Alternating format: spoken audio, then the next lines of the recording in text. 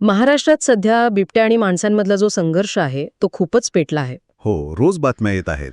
आणि या हल्ल्यांच्या बातम्यांनंतर लोकांमध्ये भीती आहे, राग आहे आणि त्यातून काही टोकाच्या मागण्या पुढे येत आहेत. जसं की बिबट्यांना गोळी मारा. हो, अगदी. बिबट्यांना दिसता क्षणी गोळ्या घाला किंवा दुसरा एक उपाय म्हणजे जंगलात 1 कोटी रुपयांच्या बकऱ्या सोडा. हो, हे दोन्ही मी ऐकलंय. प्रतीक कदम यांच्या YouTube चॅनलवर यावर एक खूप चांगलं विश्लेषण आहे.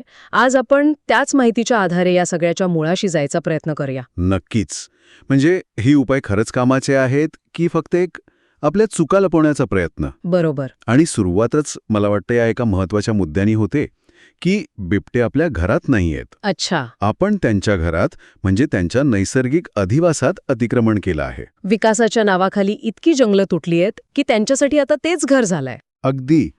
अनेक बिबट्यांच्या पिढ्या आता मानवी वस्तीच्या जवळच जन्मत आहेत. मग बिबट्यांना गोळी मारण्याचा अधिकार द्या, ही जी मागणी आहे ती किती योग्य आहे? नाही, ती मागणी भावनिक आहे, ती समजण्यासारखी आहे, पण ती योग्य नाही. योग्य नाही.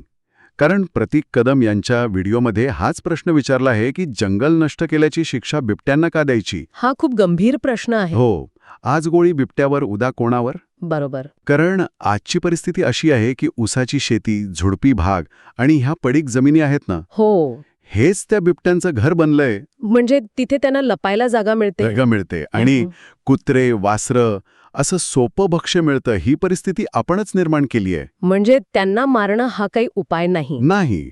तो म्हणजे समस्येच्या मुळाकडे दुर्लक्ष करण्यासारखा आहे. आणि तो दुसरा उपाय, तो तर मला आणखीनच विचित्र वाटला. 1 कोटींच्या बकऱ्या सोडण्याचा. हो, जंगलात 1 कोटींच्या बकऱ्या सोडणे म्हणजे जंगल म्हणजे काही प्राणी संग्रहालय आहे का? अगदी. यामागे काहीही शास्त्रीय विचार नाहीये. काहीच नाही. शून्य. उलट हे धोकादायक आहे.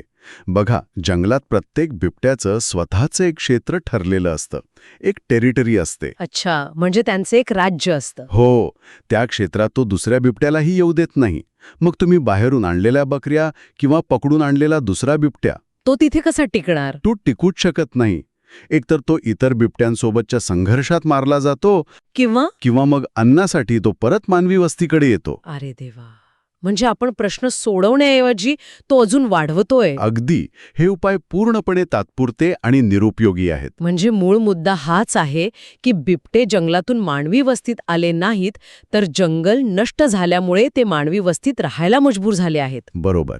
ही एक ओळ संपूर्ण परिस्थिती स्पष्ट करते. तर या चर्चेतून हे स्पष्ट होतंय की गोळ्या झाडून किंवा बकऱ्या सोडून हा संघर्ष थांबणार नाही. नाही, अजिबात नाही. जोपर्यंत आपण ही जंगल तोडीची जबाबदारी स्वीकारत नाही, तोपर्यंत प्रत्येक तथाकथित उपाय हा फक्त पुढच्या संघर्षाची तयारी ठरेल. आणि म्हणूनच ऐकणाऱ्यांनी यावर विचार करायला हवा. नक्कीच. त्या व्हिडिओमधला शेवटचा प्रश्न मला खूप महत्वाचा वाटतो. कोणता? खरी समस्या बिबट्यांची आहे की आपल्या नियोजनशून्य विकासाची?